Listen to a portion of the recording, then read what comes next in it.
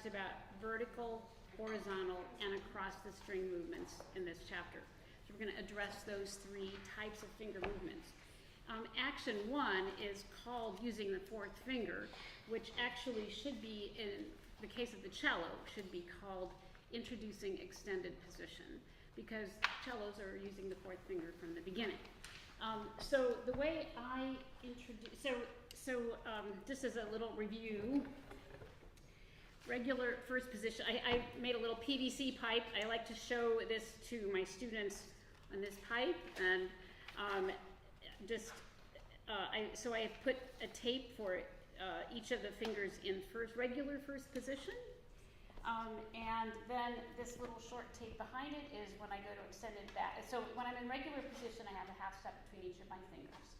And when I want to, I have two position extensions to choose from on the cello. One is extended back, when everything stays where it is except my first finger goes back a half step to play a half step lower than regular position. And you can see from my second finger and thumb are aligned. Nothing has changed except this first finger motion. And this extended back position is relatively easy to teach cellists. Extended forward is a much more complicated move.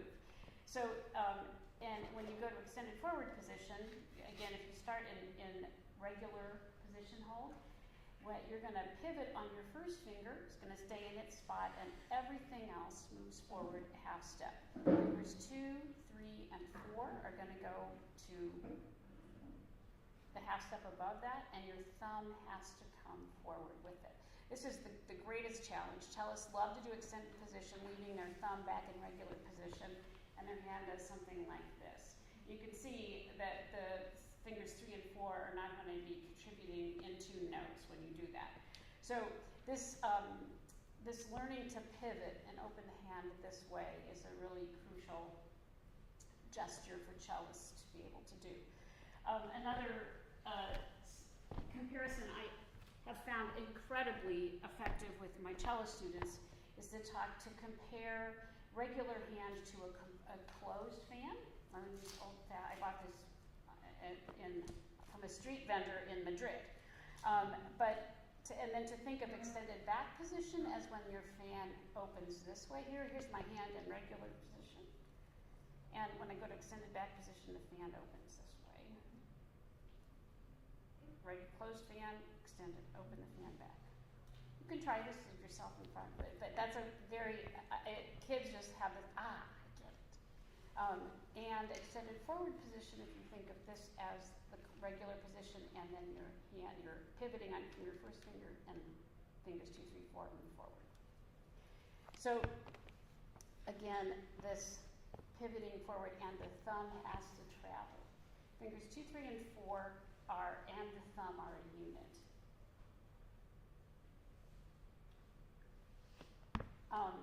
So I don't know if you'd like to experiment around it. You're welcome to look at my PVC pipe if you want to. But another way to practice this is you can make a fingerboard with your right arm. So if you swing it across your chest like this and hook it onto your left shoulder, so you now have a human fingerboard here. You put your fingers in place. And I always tell my kids that you can always be practicing cello because you can always make a fingerboard with your right arm, and cello's only this little gesture away from you for practicing purposes. But this is a really great way to practice that extension. And you'll see the fingers 2, 3, 4 and my thumb all come forward, and that you're going to see your first finger is going to be straighter. So what happens a lot is kids, they'll extend this way, they keep the curve in their first finger, and so they manage to get the whole step between fingers 1 and 2, but they've lost being able to do really anything successfully with fingers 3 and 4 when they do that. So extended position has to look with this straightened first finger. And depending on the length of the finger, sometimes it'll be quite straight, and other times it will be still curved. It really depends on the length of the student's finger. But that is using the fourth finger, equivalent of the one thing we don't do, the cellist, we just can't reach the fourth finger, we can't play our fourth finger on the adjacent upper open string. That's, violins can do that, but cellos cannot. So we can only go a half step higher. So that we can play Blue Lullaby. A lot of the examples in this chapter, the cellos and basses can play along, but to just be part of the group, but they're going to be moving to the adjacent open string to play the example. It will not be the same learning opportunity for your cellos and basses as it is for the violins and violas. But we're going to play Blue Lullaby right now, which is a song in the new tunes that only uses the low for on the violins. And so I'm doing, this is in the original key, right? Yes. Yeah, okay. In the book, there's a transposed version for cellos, but I'm going to play the version that works for violins as well. Okay, ready? Yep. Okay. Intro? Yep. All right, ready?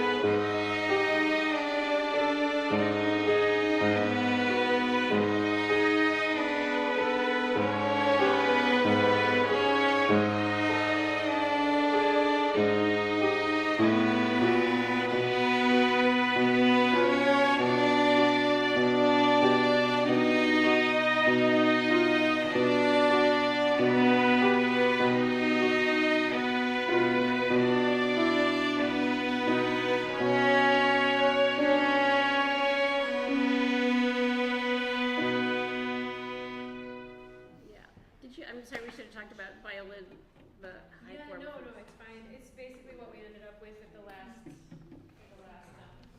session, where everybody's in the native hand position and just adding the fourth finger next to the three. So, Can we do bass too? yeah, sure.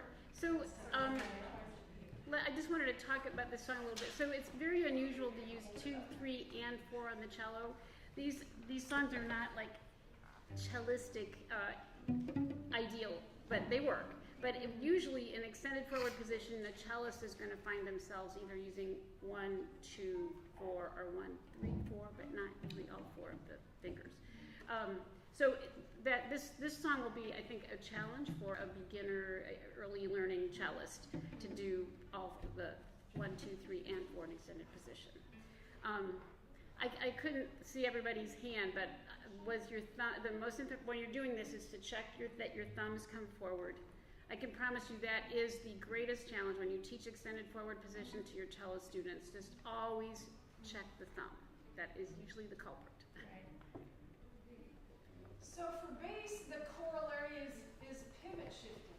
Do you all know what pivot shifting is on bass? It's just like real life, as if you do.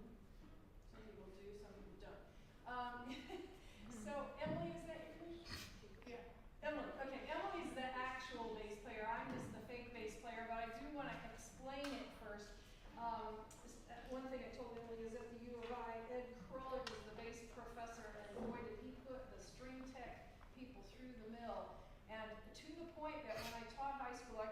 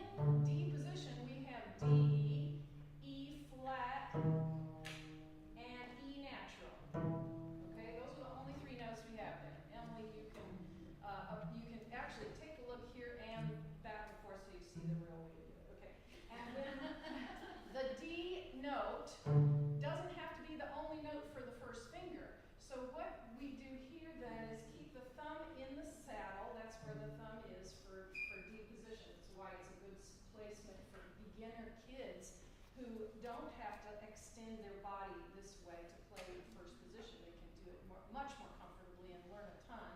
And if you know the George Vance method, he starts with shorten and bread as opposed to twinkle books that start with twinkle twinkle. And shorten and bread is D position for everything for a while, so because it's just much more friendly to the body. And then we can actually add 2 additional half steps, like what the cello now is doing to extend backwards. We can actually pivot backwards to a C sharp, thank you, C sharp. And my thumb stays in the same place. So D is here and C sharp is here, which is a very easy movement for students. However, it's not quite the same thing as the cello extension. The cello extension is the finger where everything else in the hand stays. The pivot shift is actually a shift of the whole outer part of the hand while the thumb stays in place. Just by way of explaining. Can you show us the pivot shift there? We've got, So this would be sort of the typical position, and then pivot shift would just bring it back a half. and all those notes can be played with different fingers now, okay? And then can you do the forward pivot shift, which takes the first finger down this way a half step? Go ahead and do that. Yep, same thing, opposite direction. So now my thumbs And across now my you have the extra half step with your fourth finger. Okay? So it's a different movement. It's actually a rotation around the thumb. If you're teaching bass, that's a good thing to know. All right, so that being said, we'll go ahead and talk about violin a little bit more as far as moving from E flat to E natural. So this is using the fourth finger is what it's called in the book. So what we just played was with the low fourth finger. He says like make sure to continue to use fourth finger in shuttle and you know moving it around so that the student is used to using the fourth finger from the beginning. And after you have your blue lullaby position with the low 4, to silently slide it from low to high placement. So more curved to less curved, but never flat. So you don't want to curve it so that it's straight. You just want to maintain the curve and silently slide it. So if you want to do let's try a couple of, and it says repeat on all strings, just like we did with silent preparation. Put up the chapter here so we can play the patterns. So let's do this pattern right here silently first. Okay, so first is first finger, ready, and go. 1, 2, and then 2, and then 3, then 4, slide the regular 4, 4, 4, 4, 4, 4, 4, 4, 4, 4, switch strings. 1 again, go. 1, fold it down, then high 2, then do a 3. Now do low 4, low, high, low, high, low, high, low, high, low, high, low, high. Good. And switch strings until you can continue with that. So it's silent and a good way to practice beginning of that. And if cellos are if you're doing that with a mixed group, the cellos are gonna have to go to the adjacent overstring. Right? Or you can Then use fourth finger in stepwise fragments. So first with 4, then with open. So and see if you were right. So let's play the lightly row that's there.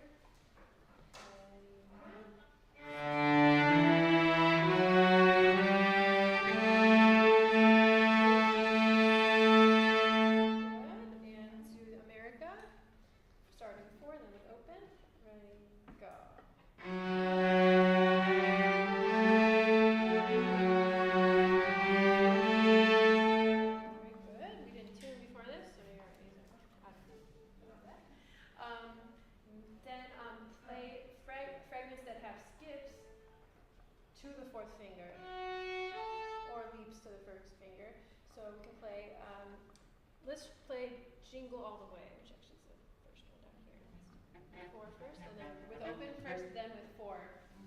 So have the fourth finger find it. Okay, ready, go.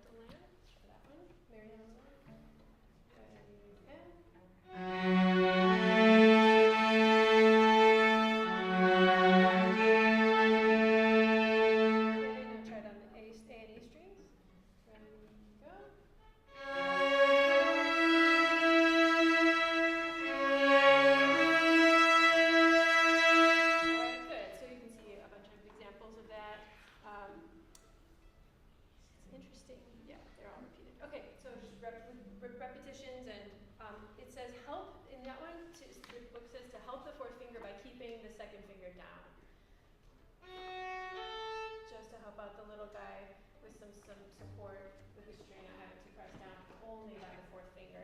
And that's a principle for cello too, right? Yeah. Yeah. Yeah, this is, if we're, just that we look at, like, when we play first to fourth finger, try to keeping, you wanna keep the first finger hovering close by. And I know you guys know this all, but this is a very common thing you'll see kids flying fingers away. So you wanna try to keep that paw, the mitten effect. I think like cellists, liking to having a mitten on your hand is a really great image to have. Great. All right, so that's. And that, do you want to continue with vertical finger movement on violin, and then I'll go back to cello, or you? Sure. Yeah, Okay. I can start with it. Violin first. Uh-huh. All right. So vertical finger movement. You're needing to articulate from the base knuckle with quickness coming from that knuckle. So that's vertical. So the three types of movements are vertical, horizontal, and across strings. Just as an overview of the chapter. So vertical is that one. And so like lift decisively, strike decisively, and play with neighboring fingers. So play open to 1, 1 to 2. So let's just go ahead and do a slow trill at like maybe. Well, Make sure you're lifting from the bass joint. So it's really a strong I call these marching fingers with my cellist anyway. let's play this rhythm with open 1, 1, 2, 2, 3, 3, 4. Okay, so first. And we'll do a high 2, and then a little bit of and a high 1. Okay, ready, go.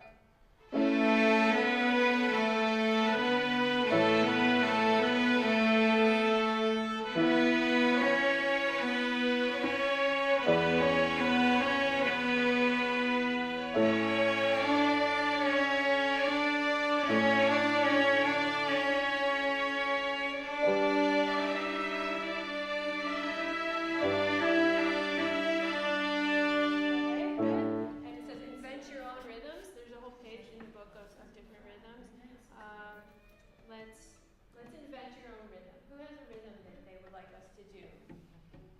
And pick your string too that you want us to do. Using between two fingers. I'm going to demonstrate a rhythm. Okay.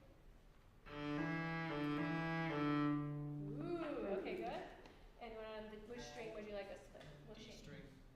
string. D string. Okay. You ready? Go.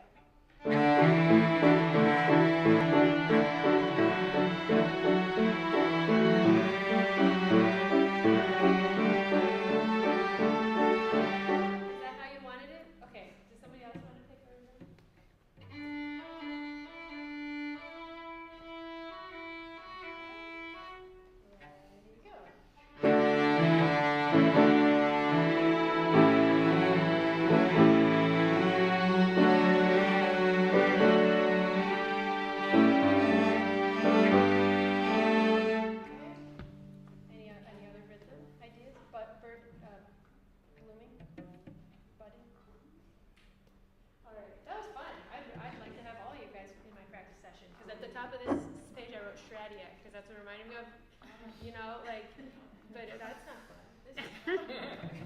Yeah, and want to take it, just not the neighboring fingers, but then you can do a skip.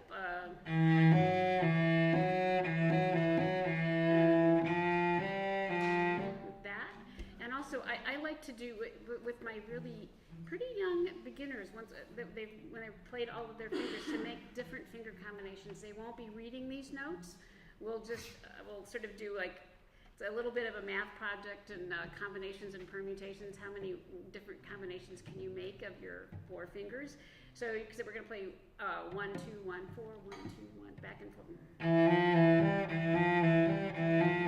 That kind of thing. So just to get them a feeling of their digits getting independent, and can do acceleration studies with it also once they can do this. And as I said, they're not reading these notes. It's just about getting finger independence and building up some speed. And it's kind of, if this thumb is not squeezing, it's pretty amazing how quickly little kids can move their fingers if you set them up to Can I add keep their thumbs on. one more thing that made me think about practicing and inventing?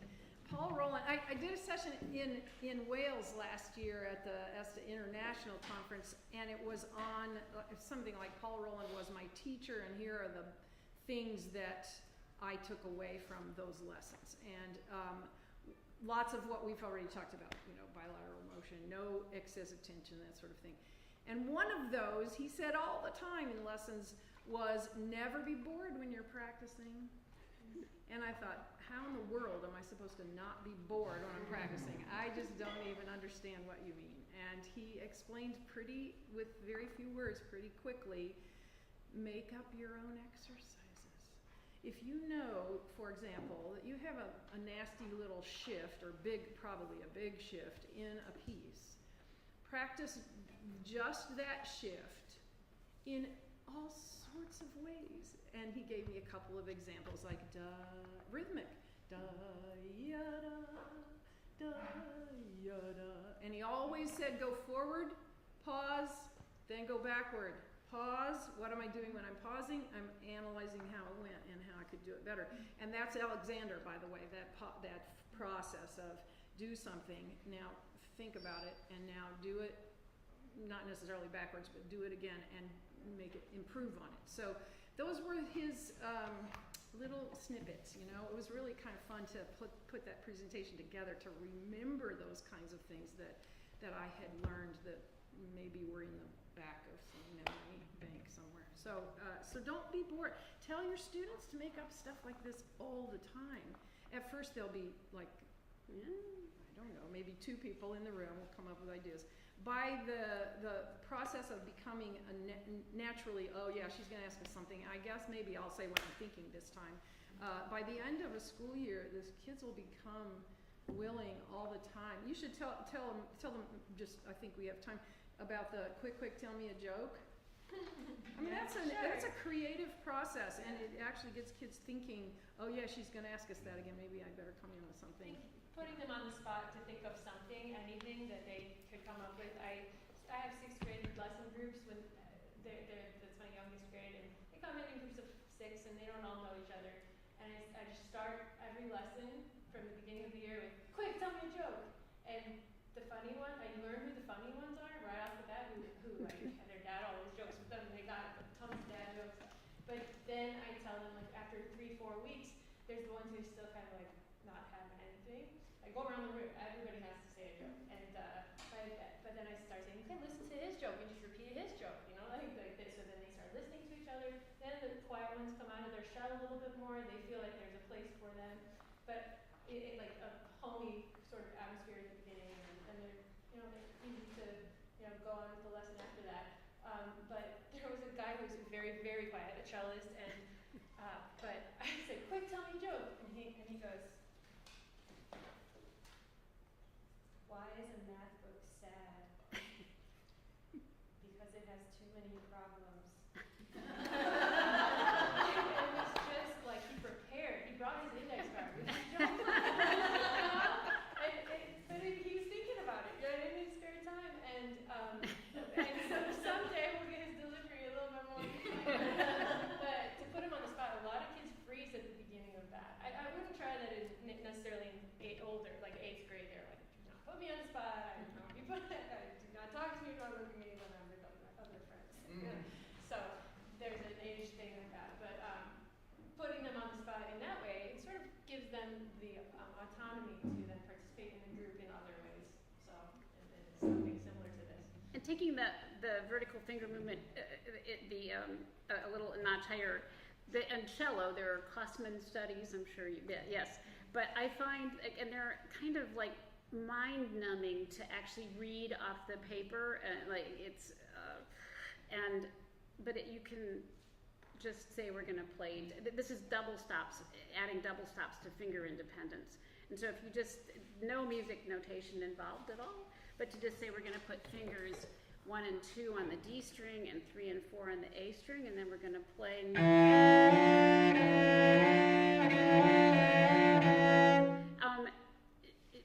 It's amazing.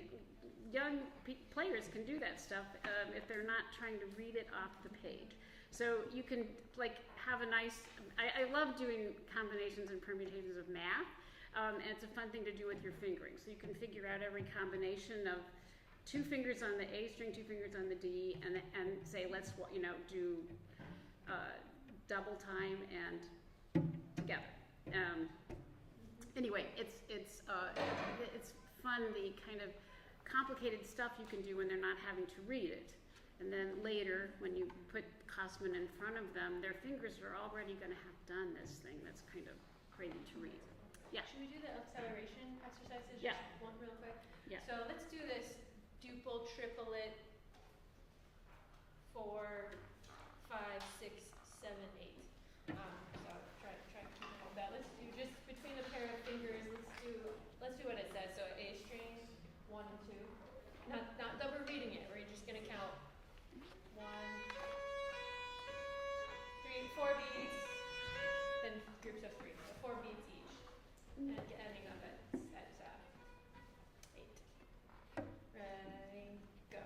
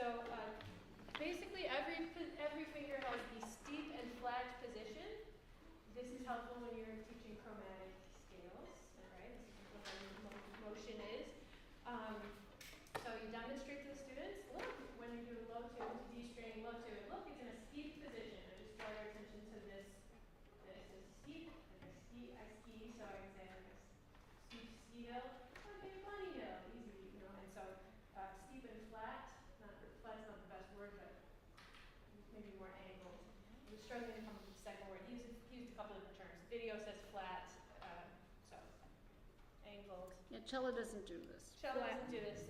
Maybe less steep or flatter, or something that compares to steep. So and I said I was going to show page 127. There we go.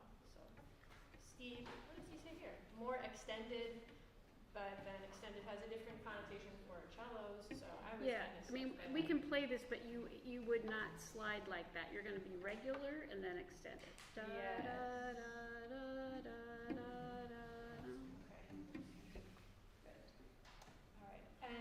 This is one thing. You have to stretch and bend the finger without moving the hand or thumb. So practice that silently. Let's do D string, low 2, high 2. Did you say in vertical for the bass joint to be the thing moving the finger? Sometimes you see kids lift the fingers this way. It's funny. Lifting it up off the string, and it instead needs to be from the bass joint. Rolland was very clear about that. The quick and decisive movement of vertical, from the bass joint. And then for this one, the bass joint does not change position. The thumb does not change position. Nothing changes position. The flexibility is in the steepness and flatness of the nail joints, that first joint. All right, and then repeat examples with the bow. And also you release finger pressure during your movement a little bit. So there's a little lighter finger in between. So Charles, when we're going to play along with this, we're going to do 1, 2 regular and then 1, 2 extend, and make sure your thumb comes forward. Yeah. Yeah. So let's play this one. The E F sharp, E F natural, E da da da da da da da. Let's just do that. Can we try the whole line? So, and then, can we do all that? Let's just do 1 and 2. You get the picture. Okay, so E, F sharp, E, F sharp. Ready, go.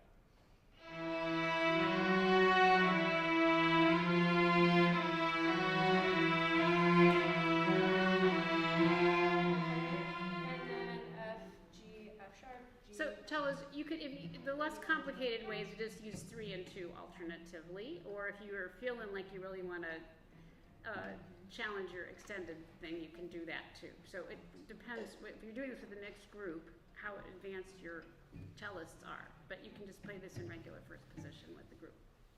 Okay. So yeah, and key there is do not move the thumb or the side of the first finger. And when we do a low first finger, that's the next thing. I'm just skipping ahead. The important thing about the first finger is you do not move the hand or the thumb. So I often see people trying to reach their first finger going, like my student going back like that. Nope, leave it there. Separate the first finger. Make it steeper. So that's why I think steeper and flatter work nicely with that. So let's do some patterns with low 1 and shallow this backward extension. Yeah. Right. So let's play hot cross buns on A string. You go. And just look. I often tell my students to check their line on this one too, because one common fault for B flat, sometimes I see that quite a bit. So just keep that line lined up with the E string. Okay, hot cross buns starting with D. Ready, go.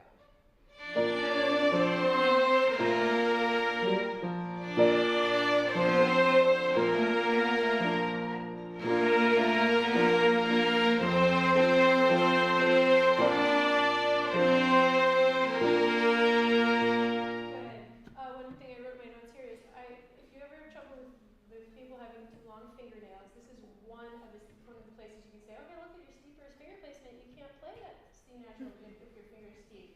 My favorite test for the fingernails is if you can do this without hearing your nails, that's fine. You hear that, time to trim your nails. You know, just work with them on the musical reasons why they need to trim their fingernails. It's pretty convincing, usually. All right, and the last one is all whole step patterns to find the balance of the hand. So the principle there is change the balance of your hand for 4 when it's time for 4, and when it's time for low 1, change your balance of your hand for low 1. So there are examples in the book here. Let's do this example. So for the 4th finger, you're going to bring your wrist in, and then go back like that. So try that one on. We'll do each of these. Let's just take a break between each measure so you can swing your elbow. Okay? So G, right? G note on D string. Ready? Go.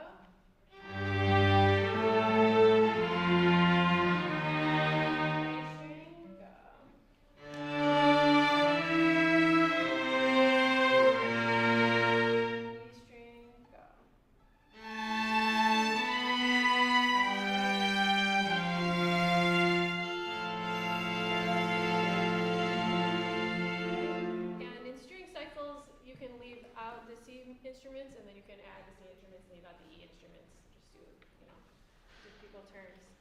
All right, and that's Can I say horizontal. something about the whole step, the whole tone hand? There's a really cool, I don't think it's in your packets. Did you see 2 dancing butterflies? Don't think it's there. I don't think we decided to do it because it worked so well for violins and violas and it just doesn't have the same thing. Does anybody see it? I don't think it's there. It goes like this. Oh, remember this one. Let's try some of these ones. And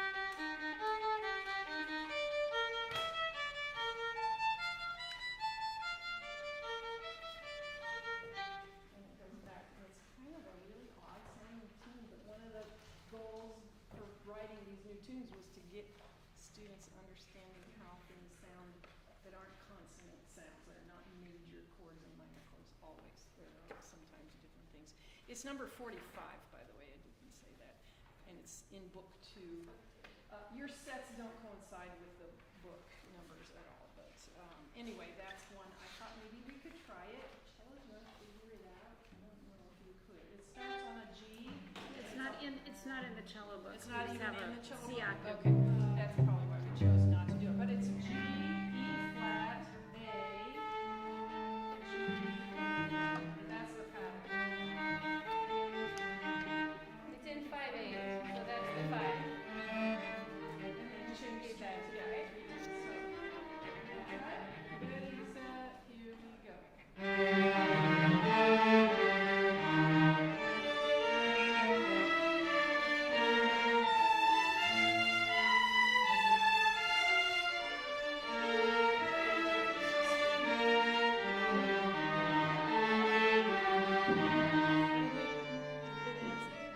It doesn't end on the D. Okay.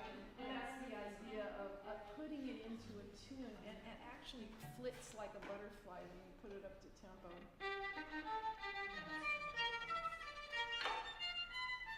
You can do some, some of this special effect ponticello sound, or it's not really even ponticello, it's just It says leggermente con loro pianissimo.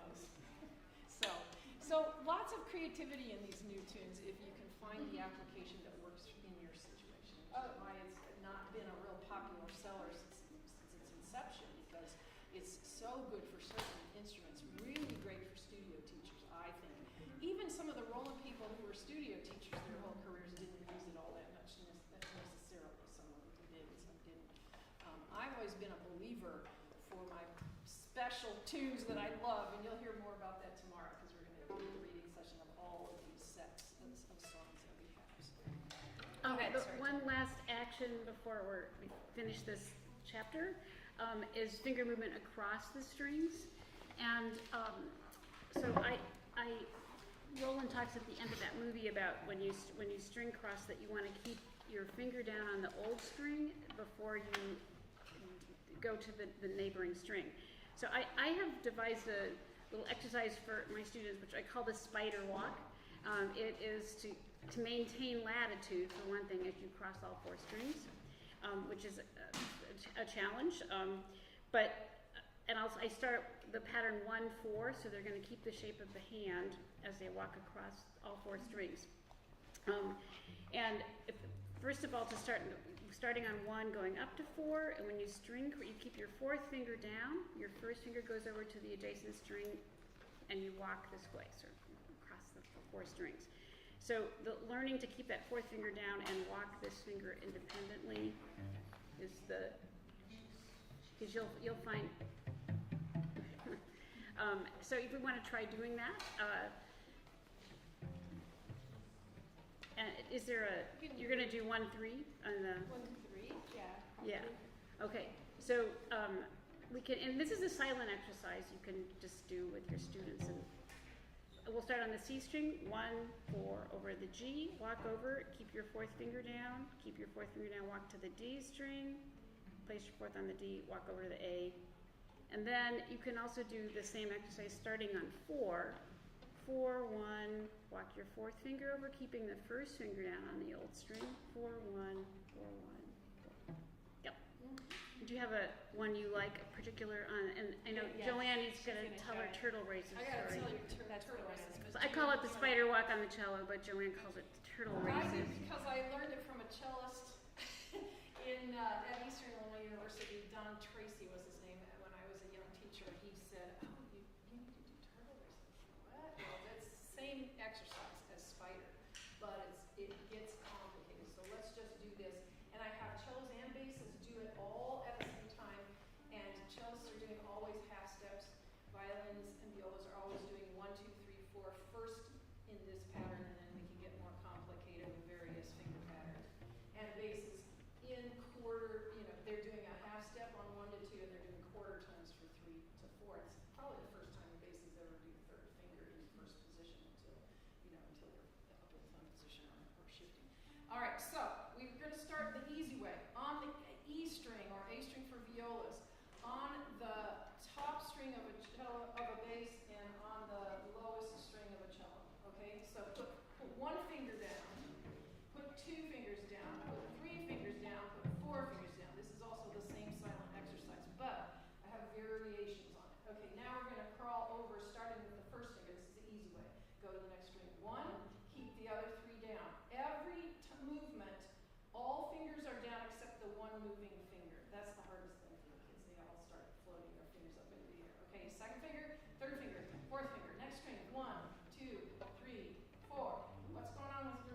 swinging. Okay, 1, next 2, 3, 4. Okay, that was the easy way. That's the easiest one. Now we're going to go backwards, starting with 4. That's the second easiest way. Here we go.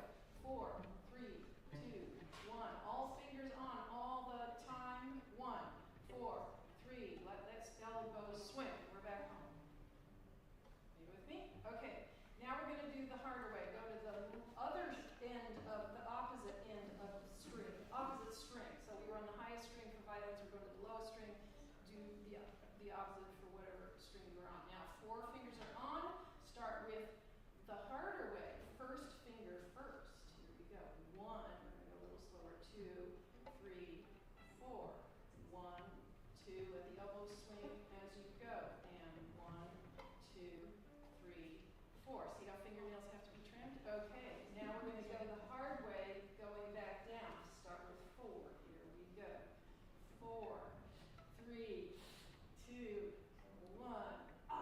4, 3, 2, 1. 4, 3, 2, 1.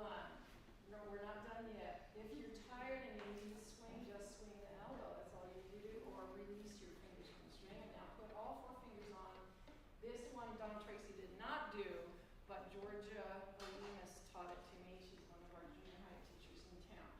Take first and third fingers and move them over together at the same time simultaneously to the next string. Now take second and fourth. All right? We could do first. Let's practice this one. First and third over to the next string. And now second and fourth. Tap your thumb, by the way, and then it's tense. Okay? And swing your elbow. And now first and third. And second and fourth. This is like Klesman.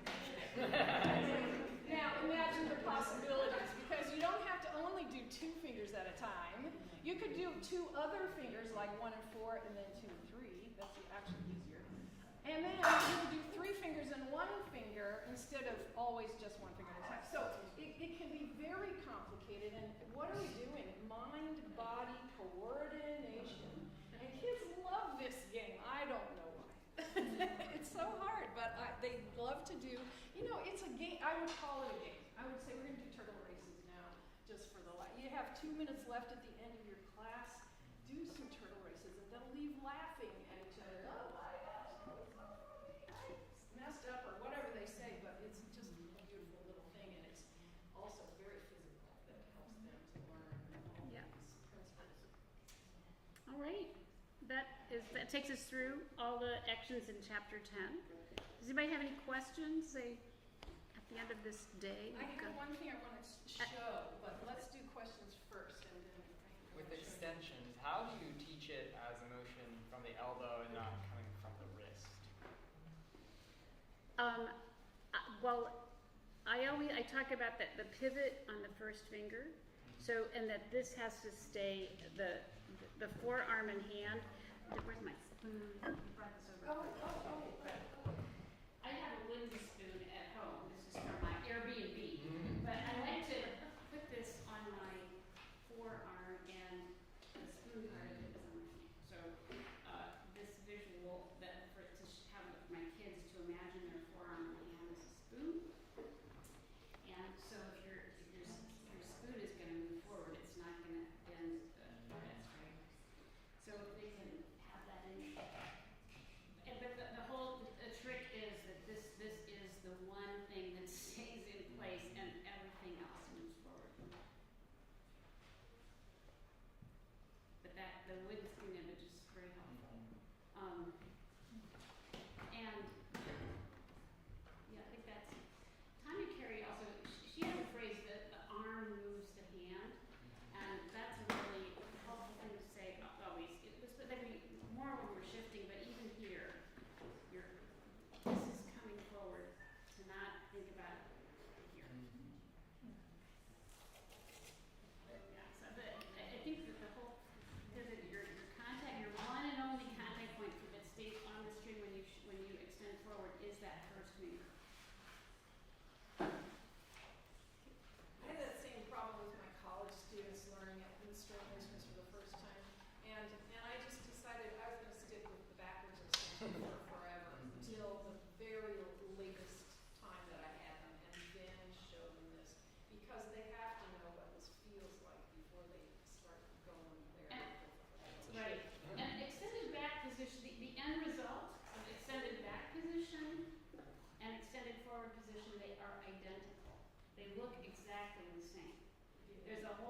between 1 and 2, and the other fingers are half steps apart.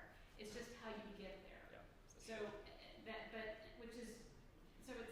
trick is to keep the shape of your hand when you arrive at that shape from a very different move of your hand.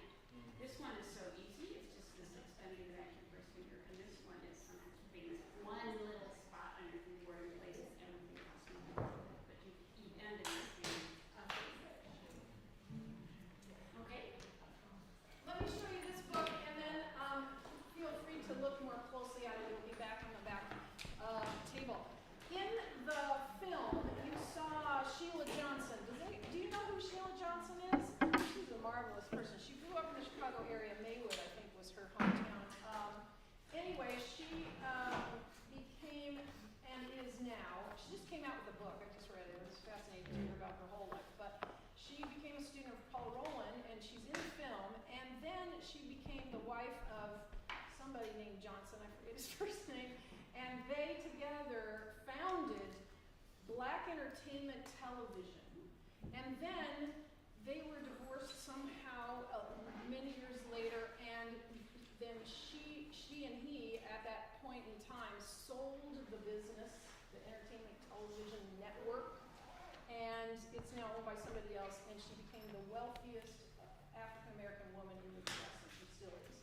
She is in the film. Did you see her yesterday, I think? I don't know if it was today. Is it today, too? Was it today, too? And so she, at her earlier part of her career, became a music teacher. She got a music degree from the U of I and studied with Paul Rolland and used his method to create a method book. This is a book 1 and a book 2 violin parts. So you might like to see this. This is what we're talking about all week.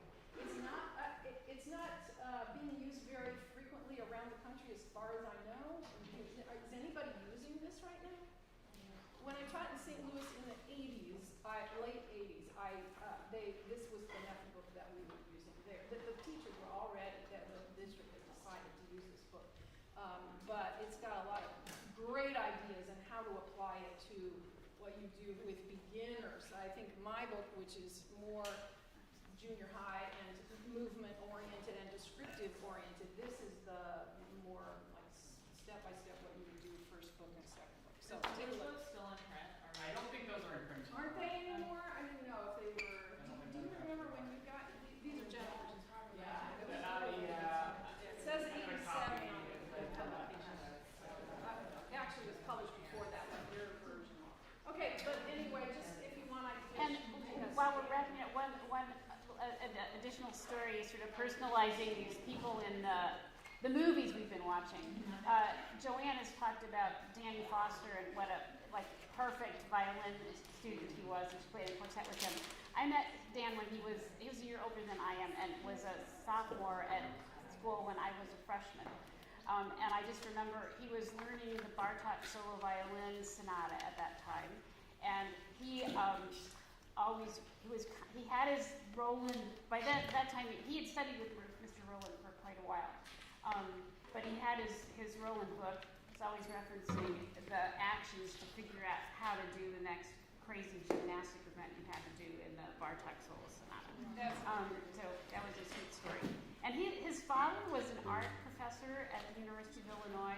They lived outside of the city a little bit in a house that was like an art museum. His dad was a metal collage artist, and every square inch of space in the house was covered with artwork by his father. And I remember his mother, they were incredibly friendly. He would invite friends of Dan's out for Sunday evening dinners often.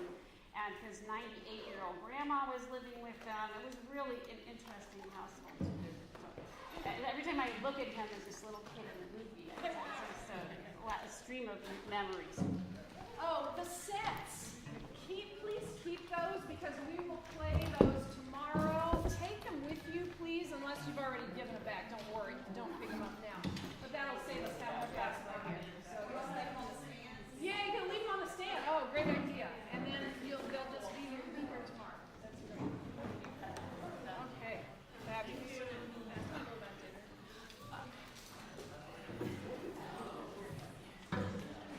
Is it too late?